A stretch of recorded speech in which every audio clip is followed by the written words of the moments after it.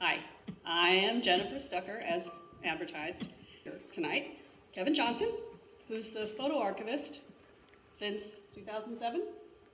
I checked you out on the website, yes.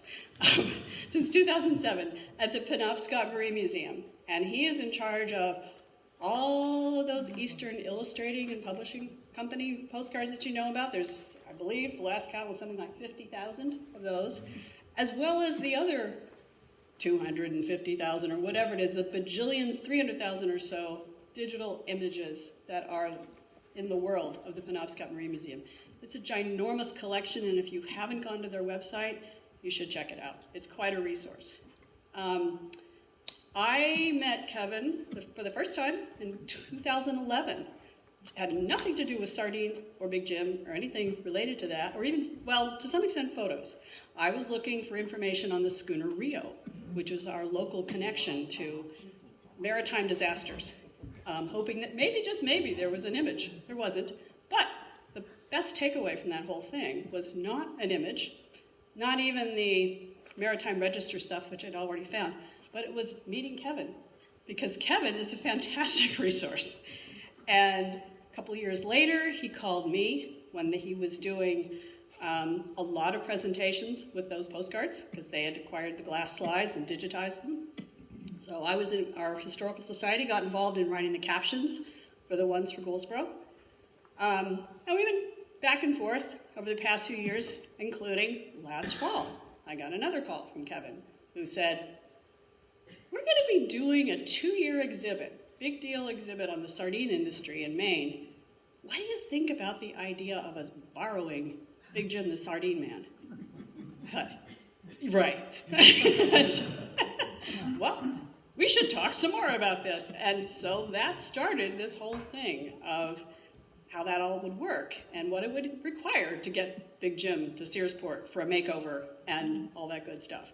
So, anyway, without spending any more of your time on this stuff, Kevin Johnson. Yep.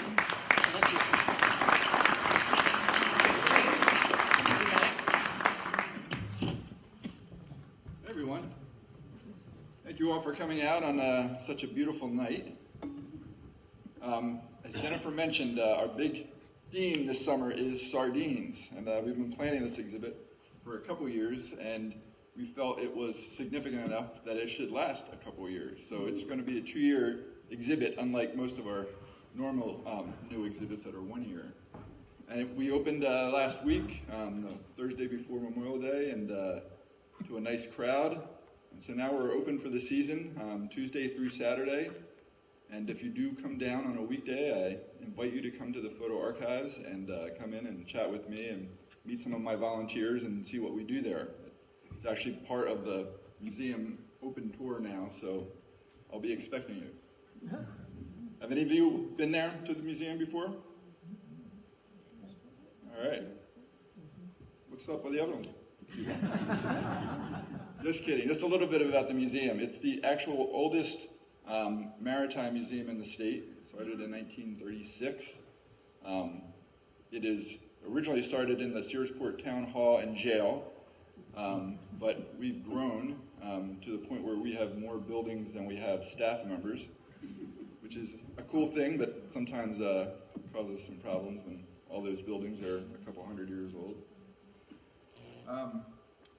So I am not a historian by training, and I fell into my role as a photo archivist through a couple twists of fate, which worked out really great in my world, and landed at the museum in 2007. I was donated with this Eastern Illustrating and Publishing Company collection, which was more than 35,000 glass plate negatives at the time, and we've been able to find and add more than 15,000 more of those negatives to the collection.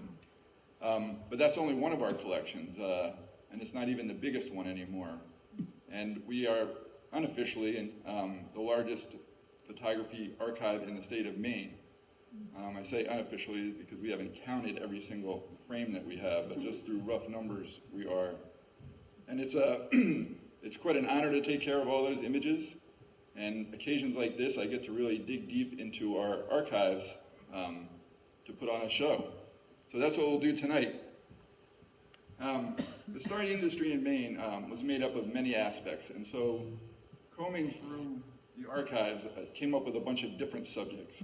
Obviously, fishing and boats are part of this industry, but it also, the industry included food processing and food marketing. There was a culture that formed around it, and of course, communities like this one that where a cannery was the center of the world to this, to each of these towns where there was one. And it's also about the environment and what happens when we catch too many fish. So I cast a wide net, pardon my pun, for this slideshow, and let's get into it. One thing that we have to clear up right away is what a sardine is. And in Maine, we have herring. We don't actually have sardines.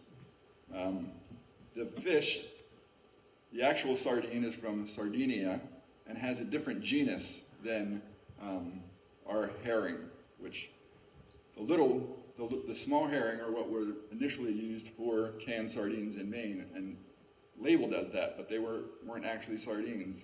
And there were obviously some probably snobbish people from Sardinia area that would turn their nose up at our sardines, but our sardines ruled the world for a long time. And one of the ways that they were originally caught was through fishing weirs, or wares, if you talk to a local native. And they were being used by all the native people initially, and then adopted by the early settlers, and were continued to be used all the way up until they kind of fished out the smaller sardines and had to go more offshore fishing for them. And they're a really interesting structure. They make great photographs. So in our historical archives, we have scores of these old photos showing people harvesting from fish weirs. But this one is a good example to show the parts of them. And those two long, these here, they are called the hedge or leads. And the fish that would be swimming along the shore would run into one of these walls and just instinctively turn and swim along it until they swum into the heart, or the big pound, or the bowl. These are all words that I've heard to describe this, where they would just continuously swim in a circle and not realize that they could swim out as easily as they swam in. And then what you have in the front is called the little pocket, and that's where the fish are actually harvested from. So essentially when the fish get into a weir, when the fishermen think there is enough in there to make it worth pulling them out, they'll close it off, and then they'll open the door of the pocket and the fish will just start swimming into the pocket. And once they have a good amount in there, then they can shut off that pocket and then start pulling up the nets that surround it, gathering the sardines into a cluster that could be scooped out or netted out or eventually sucked out. So we'll show a few weirs around the state. The ones that you see with this kind of caption on them are from the Eastern Illustrating and Publishing Company, so these were made into postcards. Like Jonesboro, Madomic,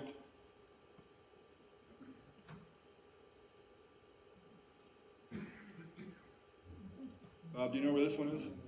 Approximately, right? This is Mount Desert Ferry in Hancock, I guess technically.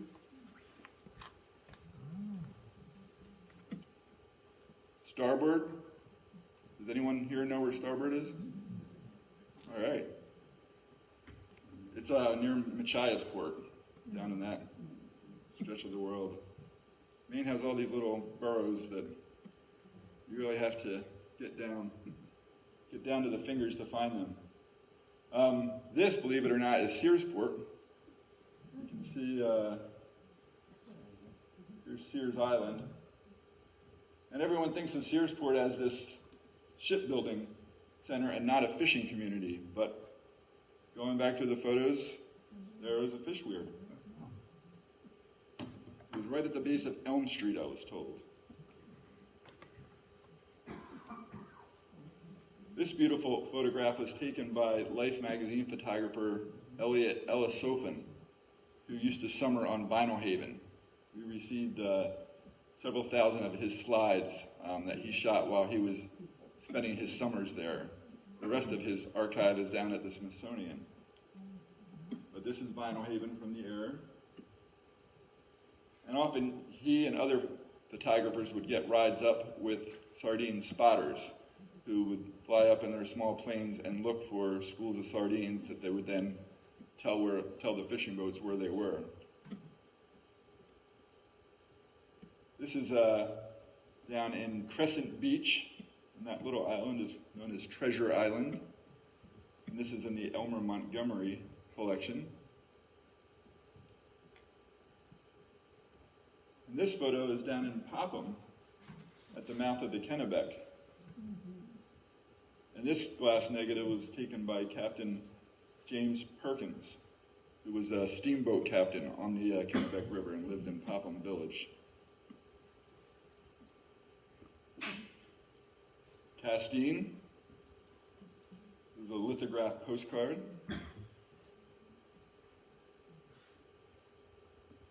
And the next little group are all taken by a guy named Carol Thayer Berry. He was an artist, one of the founding members of Mid-Coast Artists that turned into Center for Maine Contemporary Art down in Rockport, which is now in Rockland. Carol lived on Rockport Harbor and photographed it a lot, and there was a ware there. It was called the Wadsworth Ware, and he included it in many photographs. But to my surprise, I found photos of men either repairing or building it, which were pretty remarkable. And you can see the guys here in their dory with all this brush that they're making the fence out of.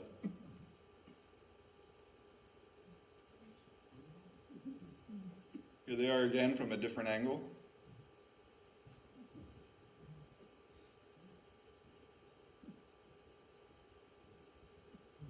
You can see the net from the pocket is suspended in the air.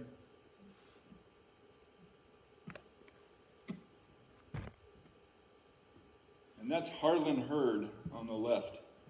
He's the one that ran the Wadsworth Ware. And that's his son in the Jeff cap. And that's a great photo.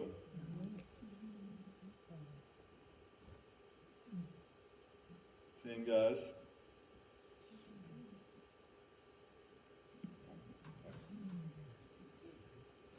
So as I mentioned, wares were used for a long, long time to catch sardines. And they were mostly be able to catch the juvenile ones that were used for sardines. But as the fishing pressure increased, they had to start being more creative and eventually moving offshore. But the way they became more creative was by stop seining, which essentially is a movable ware, if you will. Another Life magazine photographer whose collection that we have is Costi Rahoma. He was from Rockland. And this was a drawing that he made that showed how a stop seine worked. And similar to the ware, it has a pocket, but essentially it takes netting and cuts off a cove once the fish are in there. And they can wait. I mean, they'll know when the fish are in there, but usually they go in at night and then they'll swim out in their dories and stop off this cove and then keep the fish in there for a day or two so they finish digesting. They'll stop eating once they realize that they're caught. So that makes their food go through their system, which is what they want when they get harvested. And so Costi made some really cool images from the air showing a stop seine operation. And these guys are in the pocket right now. And you can see how they worked with dories And then you see these other two bigger boats are sardine carriers, and we'll talk about those in a minute, but in more modern times they would come up to a stop seine or a weir and empty it out and fill up the whole belly of the boat. And here's a view showing it as they start to contract the pocket and the fish start becoming condensed. I mean, what an amazing photograph. It really gives you a sense of the amount of fish that were out there at one time. This is George Curtis, who would take Costi Rahoma out in his plane. He was an artist, but also did sardine spotting on the side. And Costi was known to throw his beer bottles out the plane window. He was an alcoholic, and so there was nothing that was off limits when he would be hoisting a few back. And this group of guys are a sardine crew from the Port Clyde or St. George area, Hugo Lettinen, and Costi photographed them frequently and liked to include some humor, like a girly calendar.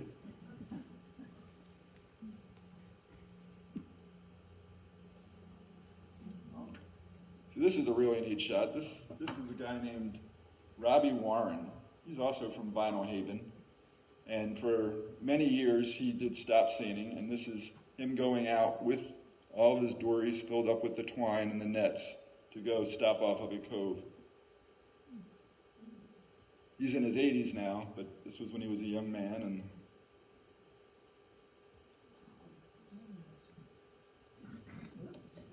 so, as the smaller fish became scarcer and technology improved, they started moving offshore to look for the bigger schools of sardines, and eventually moved into purse seining, which was even a bigger net and able to catch more fish. And they weren't limiting them to the little ones. They were catching all of them. And this will give you a size. You can just see how the boats grow over time and the size of the nets. And it's very effective.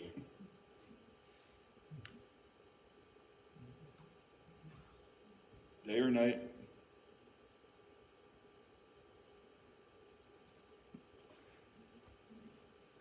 So the next little subject we'll look at are the boats that they used for sardine fishing. And surprisingly, in the earliest days, they were fished often with pinky schooners, but sailing boats. I mean, engines hadn't been invented yet. They could use these to even empty a weir by just filling the bottom of the boat full of fish. And they did it this way for decades until the engine came along. Here's an amazing shot from up in between Lubeck and New Brunswick. Just completely immersed in the fish. And that's how they were harvesting. They just fill up their boat, literally. These past two photos came from the Atlantic Fisherman Collection. The caption for this photo said, the world's most valuable fish. So it really was a really, really big deal.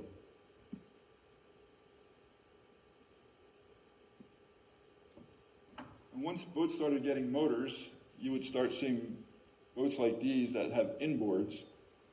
And many of the fishermen that fished for sardines, this is up in Eastport, they would both lobster and sardine fish. And I think that's probably true most places where there are sardine canneries. They were seasonal typically, and so they would fish for one thing in one part of the year and sardines in another. Again, you can just see the vessels just filled to overflowing.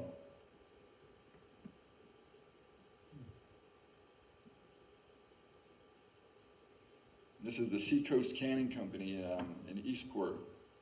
And the carrier schooners that are here include the Helen McCall and the Sylvina W. Beale, which, as far as I know, is still sailing today. When I first moved to Maine, I was able to go on a whale watching boat on her up in Eastport. But you can see this industrial water site. I mean, waterfront, it's booming.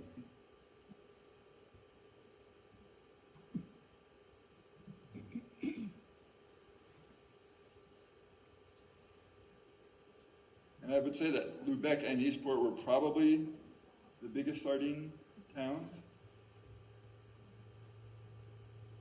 These are sardine fishermen on strike.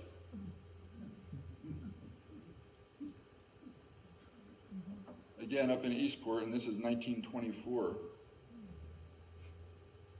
The photo was taken by Alfred Eldon, who photographed or shot many of the photographs that appeared in Atlantic Fisherman magazine. The cost of these three sardine carriers that you see here are $10,000, $15,000. I'm sorry. This one is $10,000, and these two are both $15,000. The Alice is the double ender on the left, and it was built in 1911 by Frank Rice in East Booth Bay.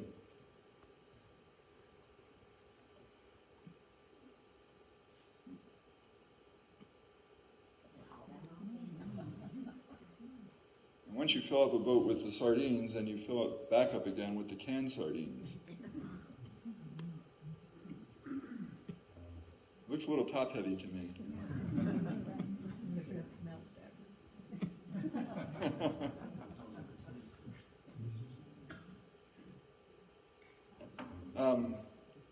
When the sardine carriers were invented, that was a real game changer, and these were boats that were built specifically for sucking sardines out of nets.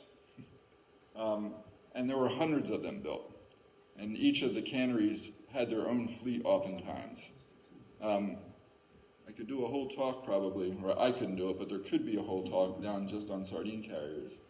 But I'm just going to look at two of them, which have good stories. Is everyone familiar with the Jacob Pike? Yeah. I'm sure it visited Prospect Harbor many times in its life. This was it on its launching day, April 28th in 1949, and down in Thomaston at the Newbert and Wallace Yard. And these guys are all Lords. Lawrence Lord, who was the engineer, Alfred Lord in the middle, who was the mate, and then Captain Sherman Lord on the right. It gave Jacob Pike the nickname, the House of Lord.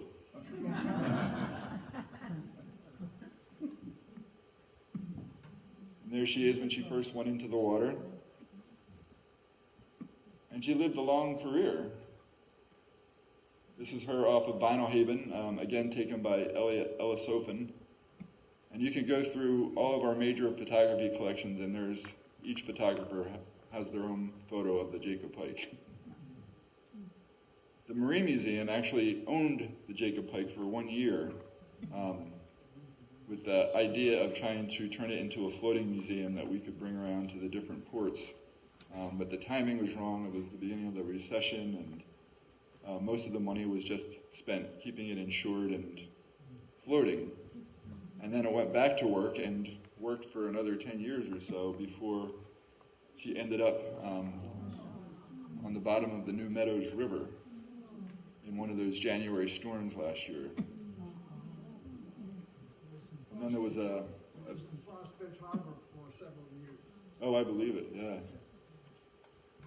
So there was a dispute over, the owner who was going to restore it either didn't have the money or didn't want to spend the money to get it out. And eventually the Coast Guard had to pull it out, which prevented us from, or anyone else from restoring it, because once they get involved, it can only be destroyed. And the great-grandson of Jacob Pike was trying to save it. Came into the picture a little too late. This is what it looked like when they pulled it out. So my understanding now is that they're going to try to build a replica. Now this is another one, sardine carrier, built in 1917, and it was initially named the Muriel, 71 feet. And in 1977, a guy named Joe Upton on Vinyl Haven purchased it, rehabbed it, and renamed it the Amaretto. And he fished sardines with it for years. That guy straining is that guy Robbie Warren, who I showed you leading his group of dories out. And these photos were taken by a guy named Mike Mesco, who was also a fisherman and fished both for Robbie Warren and for Joe Upton. And he was so into what he did was that he got married on the Amaretto, because his wife was also involved in the fishing business. It was perfect. They had some random fishermen that were just out there fishing and enjoying them for some of the reception.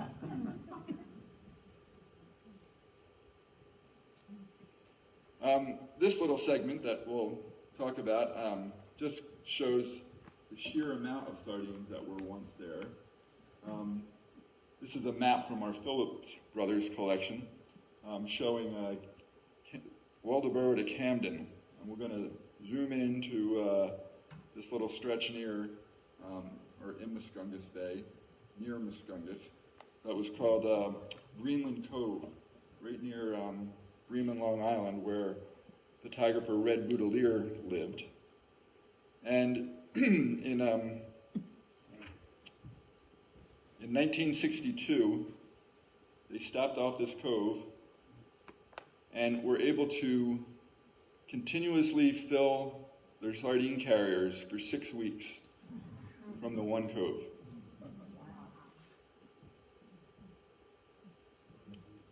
Interestingly enough, that boat is the Muriel before it got named the Amaretto.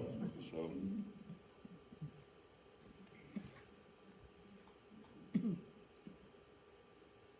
And Red Boudelier, who was a photojournalist who wrote his own articles and researched them and did his own photographs, he photographed with a speed Graflex, which was those old kind of cameras that you would hold up to your face that would have a flash on it. Shot 4x5 negatives, so 4 inches by 5 inch negatives, so big negatives. And his collection is more than 23 or 24,000 frames. But he knew all the fishermen, he knew all the boat builders in the mid-coast. Here they're sucking the sardines out of the net with a vacuum hose. Going into the hold where they're salted right away to keep them preserved until they get to the cannery.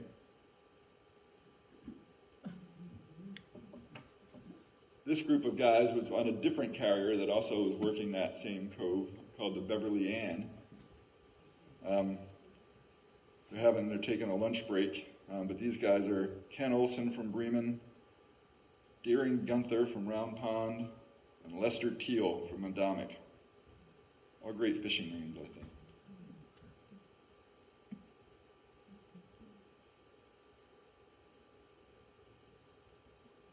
Day and night.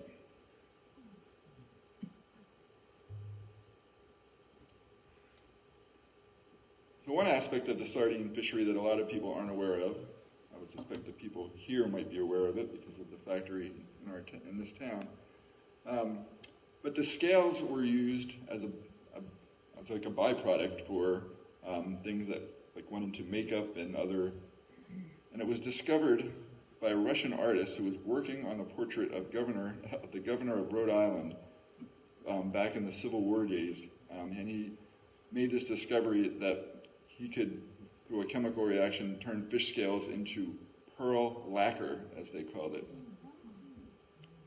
and it made this phosphorescence industry. This is a jar that we have of it at the museum. So it produces a brilliant silvery white and creamy substance that looks like melted pearls. and is used extensively to impart color and beauty to many manufactured products.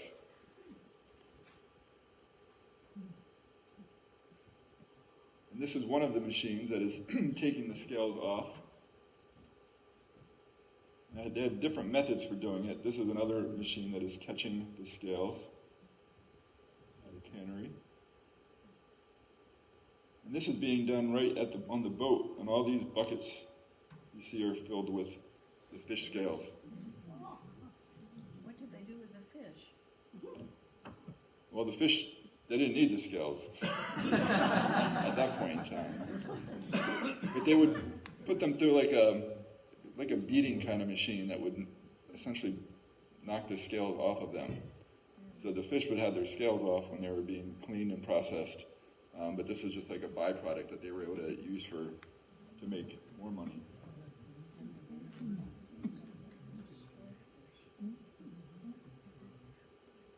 So it was big money on many different levels. So I mentioned Elliot Ellisophin. We're going to look at a few of his sardine photographs. Again, these are from Vinyl Haven. We saw a different view of this same ware.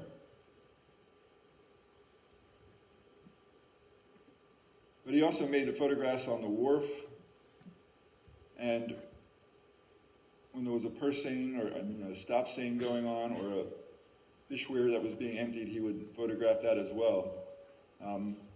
This boat is from the Underwood factory. This is the Henry O. Underwood, and that was part of a really big operation in Jonesport. But when you see someone who is really trained with their eye and with the camera, it just takes whatever subject they're doing to the next level. And these guys probably had no idea that they had a world-famous photographer that was sitting in a dory making their photographs.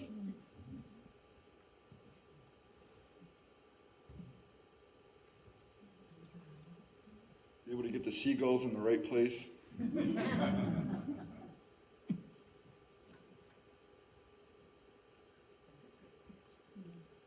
This Henry O. Underwood was 79 feet in length and could hold 1,260 bushels of herring.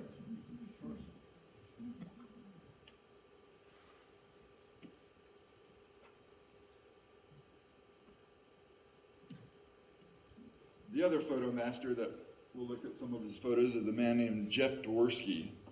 He's from Stonington, and he still lives there. He's a lobsterman. His is an interesting story. Both of his parents were professors, I think, for Harvard in Massachusetts. And when they got divorced when he was in high school, he decided that he was going to hit the road, and he hitchhiked all the way up and ended up in Stonington without a real plan. But got a job working as a storeman on a lobster boat, and became friendly with many of the fishermen. Eventually he got his own boat and is fishing there still. This was back in the 70s. But he saw what was happening to Stonington, how people from away were coming in and buying up the waterfront properties, and it was changing. And what he felt was so special about the town, he knew was going to change, and he wanted to capture it. So he spent several years photographing and just getting access to people that would not normally be too keen on having their photographs taken.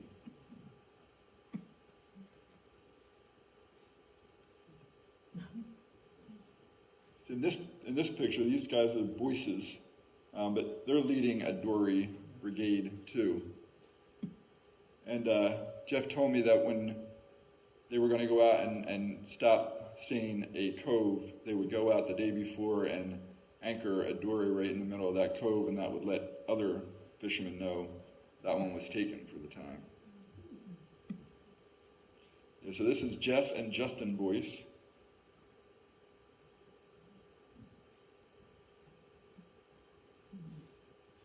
And what's really neat is seeing the different generations. This was a family and friends outfit that herring fished each season. They're in Pickering Cove, which is just outside of Stonington.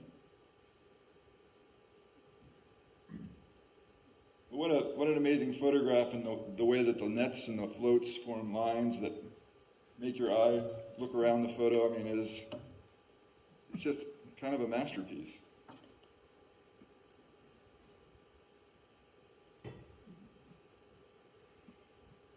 And this is this sardine carrier that is pumping out. The pocket is the Ida May.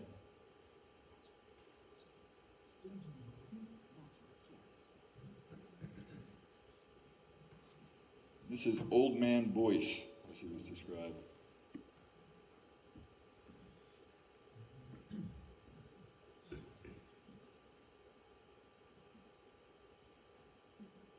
This really captures it.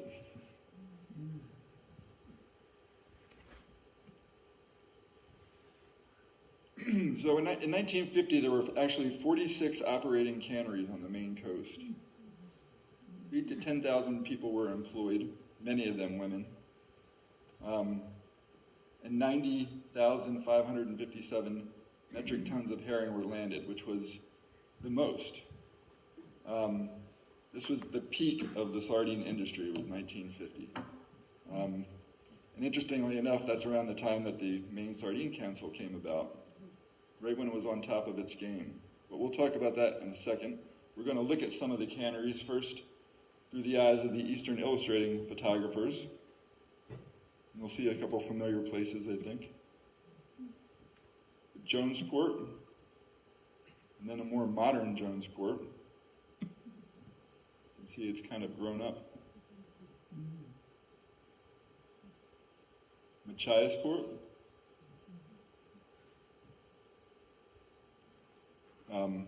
McKinley, which is up on MDI. Hard to imagine with all the summer people up there that they would have had a smelly fish processing plant, but they did. This is Lubeck.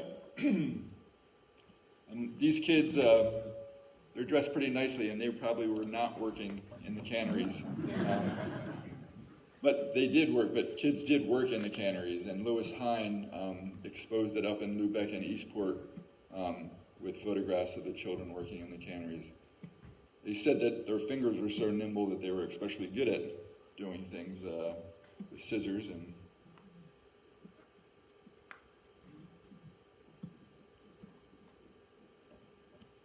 this is in North Lubeck, one of the bigger factories. And at the time, North Lubeck was actually the bigger of the towns of Lubeck, bigger than Lubeck proper. But now when you take the road down to North Lubeck, you can't even tell there's a town there. Now, each of the sardines got to stay in one of these cottages before they got packed. Actually, this is for the workers. Often they had to come to great distance and just work as long as the fish were there, so they would put up workers. This were the houses of the owners of the sardine factory. This is what it looks like today. We're still there. These were the Lawrence brothers. And they had a company store, which is where all the workers at the sardine cannery had to shop from. And believe it or not, that building is still there. And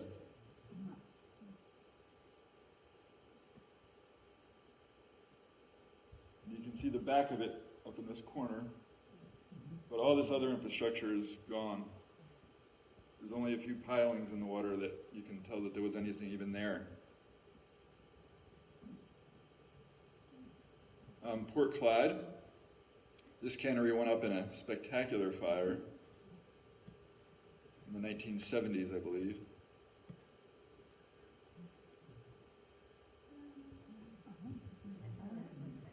I'm sure we recognize this one. Is any of this building still there? No.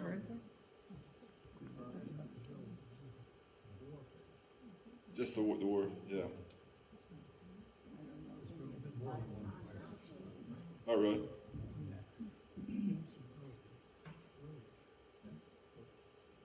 Here's another view of it from a little farther back. What year was this? This would have been taken probably in the 1920s, maybe a little bit earlier.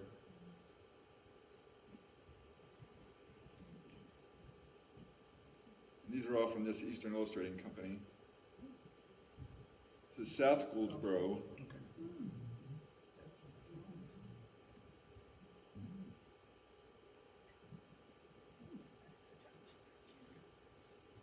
West Pembroke.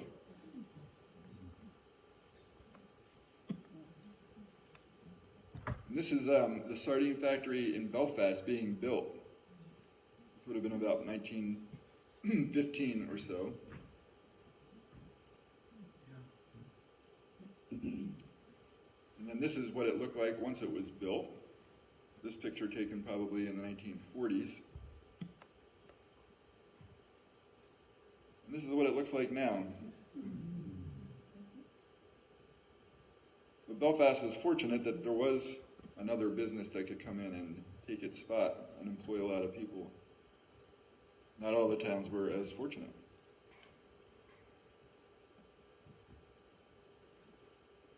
So people from the museum, this was shortly after I started there, and I didn't have too much personally to do with it, but our curator at the time, Ben Fuller, was involved in the documentation of the Prospects Harbor plant before it closed. And a guy named Sam Murfitt, who was a friend of ours at the museum and a photographer, had access and was able to go in and photograph. He loved telling me how he knew to wear his muck boots, and all these other media people were coming up to kind of do this same kind of documentation, but they were from New York and weren't quite prepared to go sloshing around inside the cannery.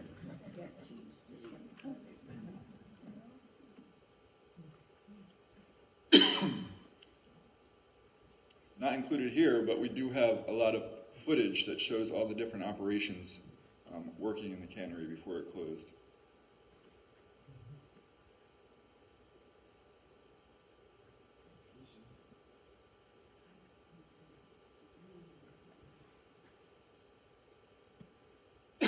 And you can see the workforce had changed a little bit by this period of time. And it wasn't all women working in there.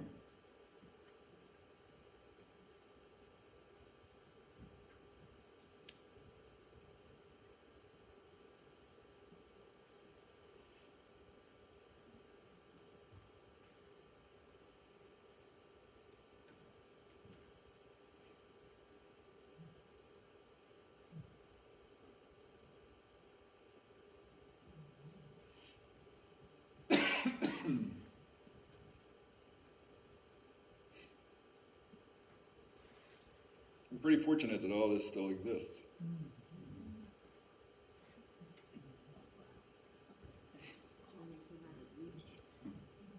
Where the muck boots come in handy.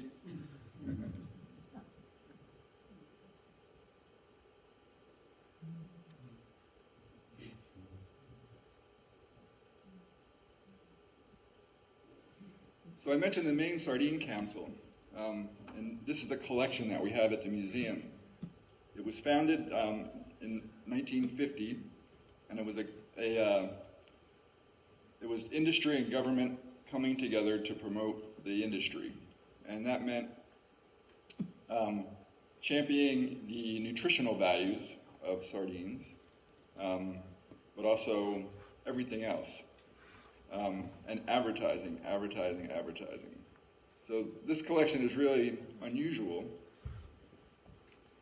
It's especially important to me because when I first started at the museum, I started going through this collection and looking at it, and I found 20 rolls of film that belonged to Kasti Rahoma, who I mentioned earlier. He was the Finnish American photographer from Rockland who photographed her life.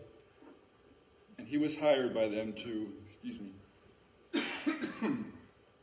document the industry from weir to can. And so this is out at the Dix Island Weir, which is off of Crescent Beach and Owl's Head area. And Dick's Island is a neat story. It used to be a granite island. And after that industry ended there, fishermen went over and used the old building pieces and built summer shacks where they would spend the summers and work these weirs. And in fact, the Underwood Cannery in Jonesport owned the weir rights around Dick's Island, which I didn't even know you could do that. So Cassie went out to this weir and photographed the guys closing the pocket and harvesting. And you can just see the quality of these photographs. This is the Jacob pike at the weir.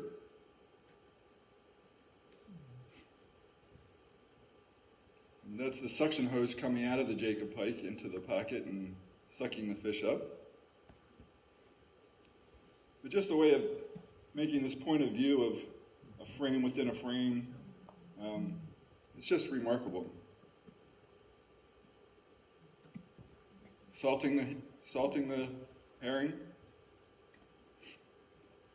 And these were wardens that would inspect them, and primarily what they would be doing is checking the digestive systems to make sure that they didn't have any undigested food or stool still in them, because then it wouldn't be suitable for human consumption, and then it would become lobster bait.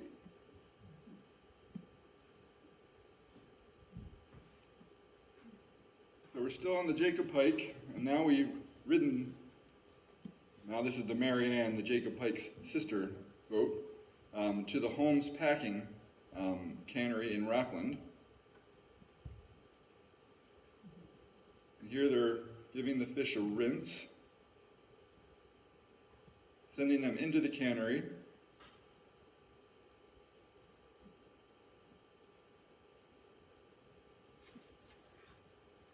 And so he photographed all these different elements that went into it, but did it in a way that you wouldn't think it would be too easy to make interesting photographs. But he knew where to stand. He knew how to light it. This is the pre-cooking stage where they get cooked part way. And they get canned, where they have their heads and their tails cut off. And depending on the size of the fish, there was certain numbers that went into each can. In the later years, when they stopped catching the little ones, and they only had big ones, they were making them into steaks.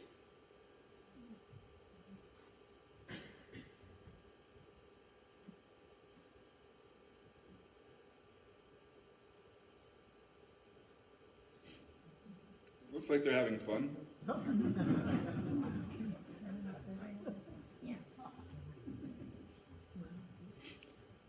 A packer in training.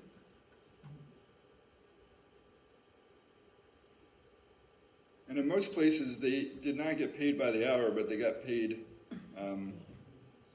by the number of cans that they would pack in an hour. And in fact, they needed to apparently pack enough to at least be minimum wage, and if they didn't, they would be let go. But they had a chance to make 2 or 3 or 4 times the minimum wage, depending on how fast they packed.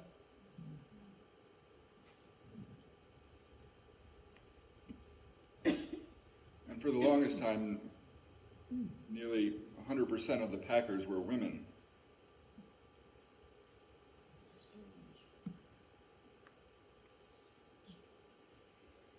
Once they're packed, and then whatever sauce or oil that is added to it, the lids get put on, and then they get cooked again, which seals the cans. These are like pressure cookers.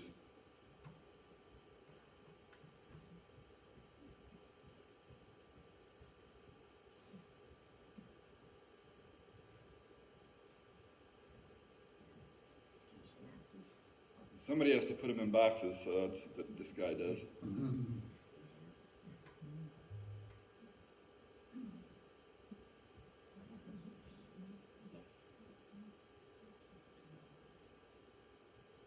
heads and tails, they're the lobster bait.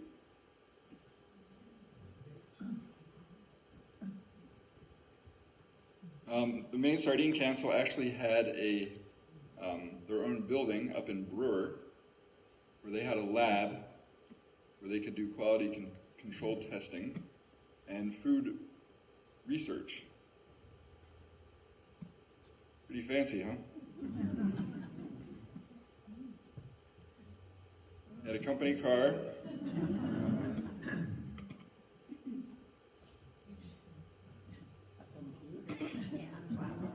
Remember what an office looked like in 1980?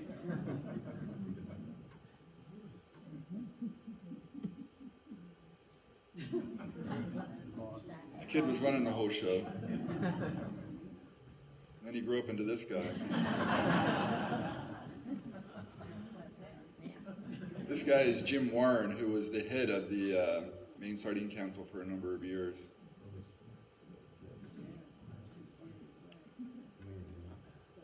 And I've heard that Big Jim was named after him.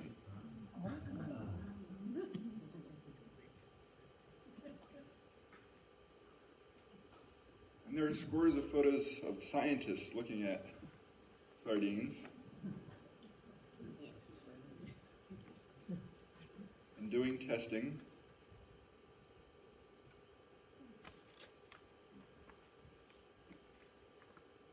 And trying out recipes.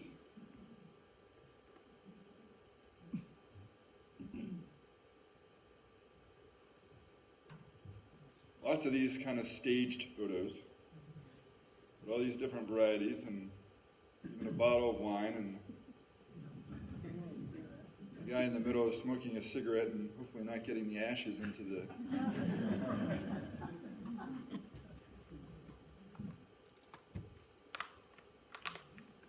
This is John Tosh, who was a big player in the sardine world.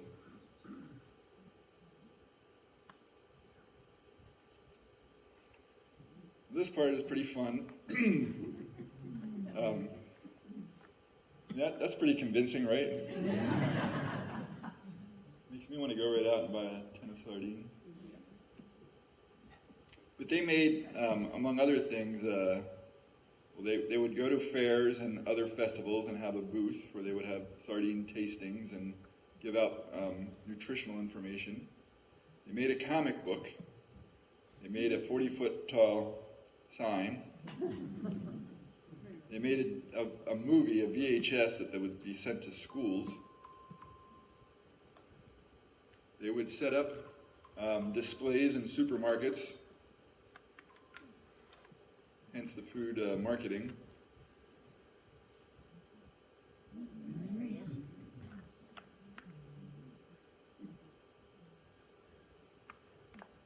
Pretty clever. You have, celebrations like this of the opening of that laboratory, and this kind of creepy guy with a giant can opener.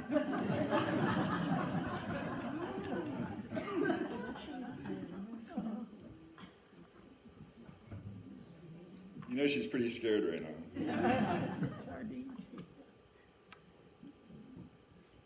You would hire movie stars and athletes. And if you look closely, they're reading the comic book.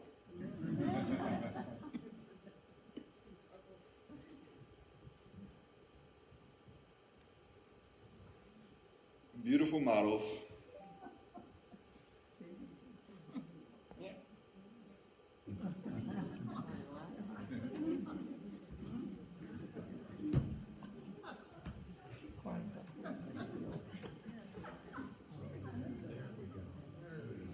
There it is, the original Big Jim, placed on Route 1, I believe, in Kittery, greeting all the travelers coming into Maine. And he was there for, I want to say 15 years or so before making his way up to Prospect Harbor. And this original sign was made out of plywood. So it kind of was destined not to last forever. But then once coming up here, we're going to be making a big deal about the evolution of Big Jim. This is how we looked at the time of the closing of the Prospect Harbor cannery.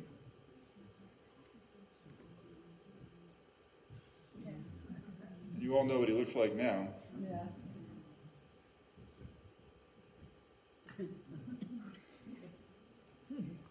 This is a guy named Dan Miller who was going to help us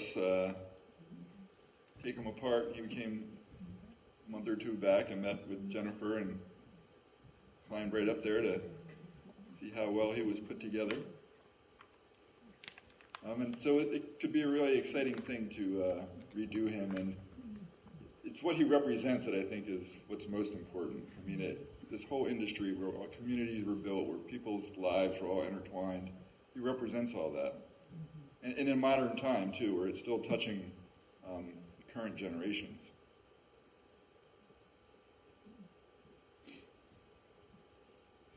Do you know Boy Scouts love sardines?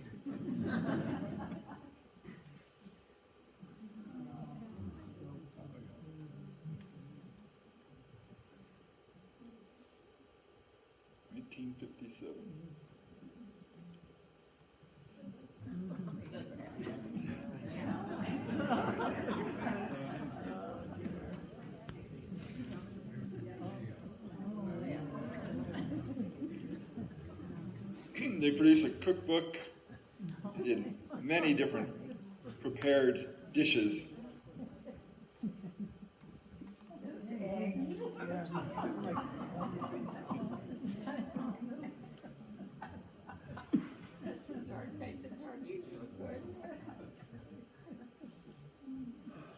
How they got that seagull just to perch there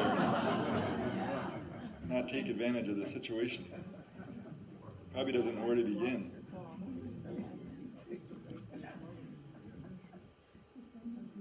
So we'll close out the last with this little section on the pack-air contests that they would hold at the Lobster Fest down in Rockland. From 1970 to 1983, they held 8 different contests. They didn't have them every year because some years they didn't have the fish at the right time to be able to do it. And this woman who is featured in this photo is named Rita Willie, and she was a 5-time champion packer. And I believe she's going to be at the museum on July 4th, and again for our Sardine Fest on October 4th. So you could come down and meet her. She's 86 now. She's a pistol.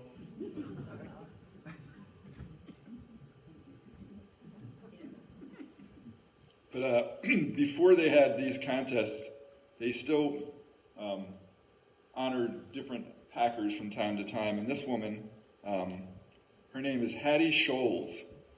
And when she was retiring after being a packer for more than 50 years, they sent her to New York City for a big kind of reward for her life service.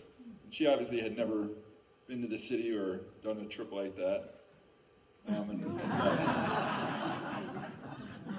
Got quite a treat. She was even on the, you can see her shocked expression. I don't know why they thought a burlesque show would be a good idea.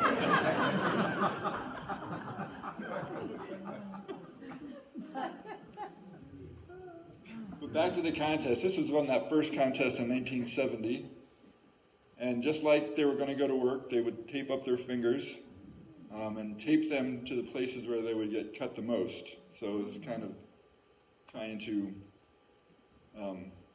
ward off the blades. They would have their names called out, and the canneries would send their fastest packers down. So it was really a big deal. The bleachers were filled, and the prizes were real. They got $300 in 1970 for winning. And in today's money, that's almost $2,000. They would bring out these trays of fish and they would start packing. They'd have 8 minutes to pack.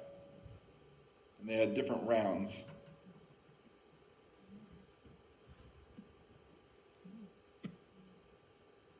And Rita's winning time, she averaged a fish a second for 8 minutes.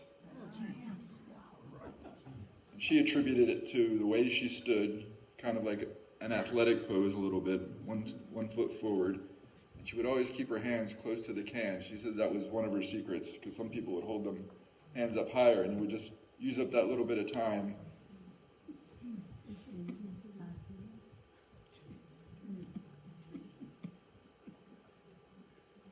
But it made great suspense and excitement.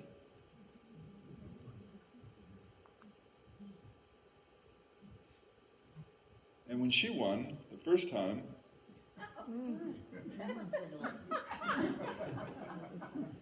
didn't that make you nervous? You have scissors in her hand, too. She got sent to the, she also got sent to New York and was on the Johnny Carson show. And this woman with the red hair is Pat Havener from Friendship. And she won the contest twice, and in all the years that she didn't win, she was the runner-up. And King Neptune would always be at the Lobster Fest.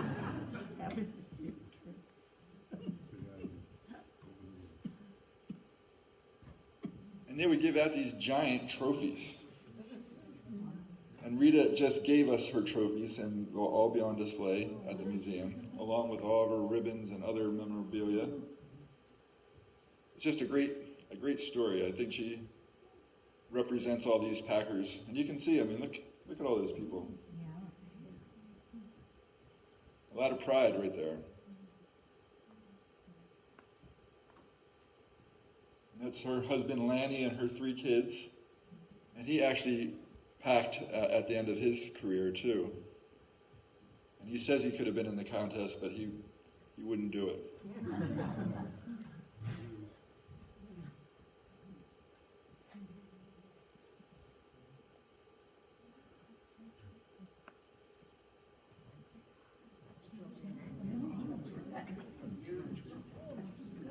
Yeah, they didn't skimp on the trophies. You would think that they would have a fish on them somewhere.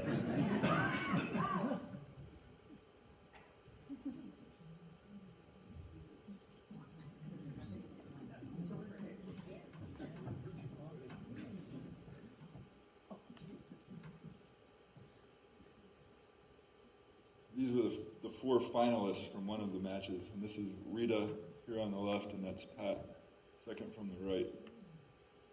I don't know the other 2 women yet.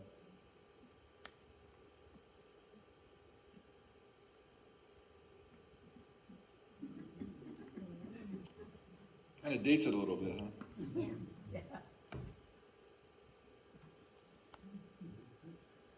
Yeah, see how much bigger these are than...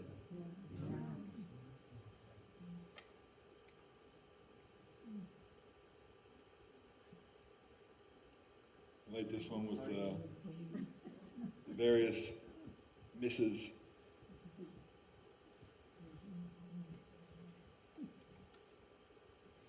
This is that show, What's My Line? Oh, yeah.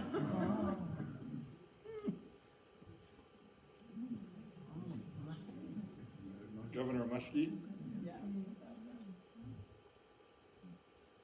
She got a silver bowl from Sports Illustrated.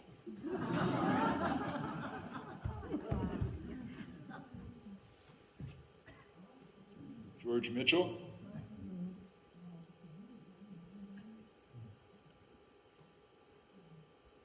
This guy's from the show Real People.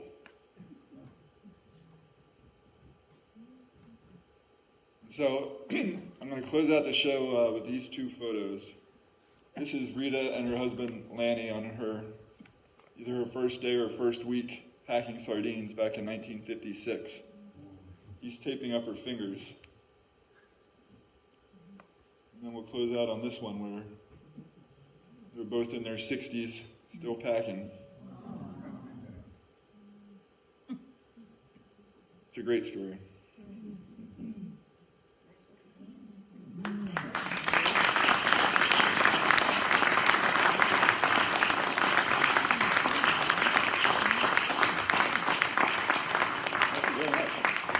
I hope this whet your appetite to come down to Searsport this summer and immerse yourself in sardines.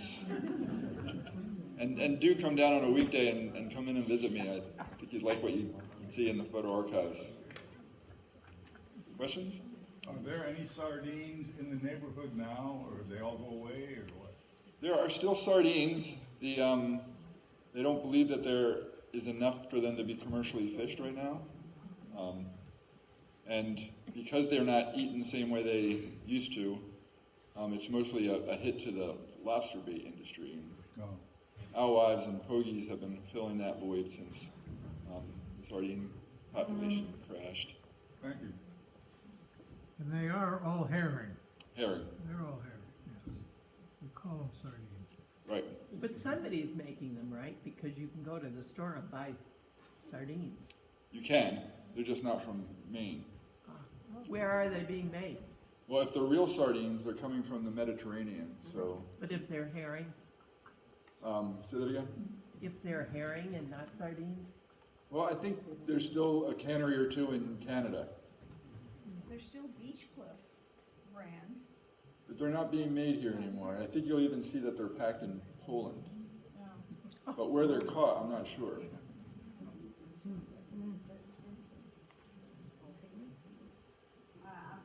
Why did the herring start getting so large? Why do they get large? Yeah, because I asked once Charlie Stinson why they closed the factory, and one thing he told me was that they were herring, and they started just getting too big, they couldn't find little ones. Well, that's because they caught most of the little ones.